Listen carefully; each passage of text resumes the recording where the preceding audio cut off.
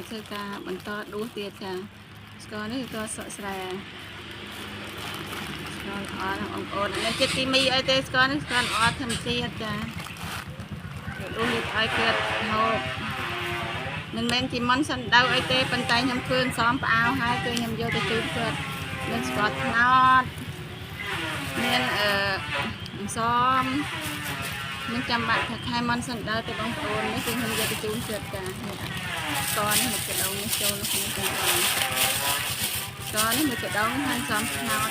ហើយសំផ្អើនេះគឺមួយស្ករចានេះគឺខ្ញុំបានកាត់ដួសពីមុនមកហើយគឺខ្ញុំបានថតជីវីដេអូទៅដួសក្រោយទៀតចា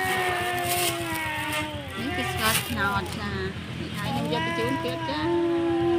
បាយបាយ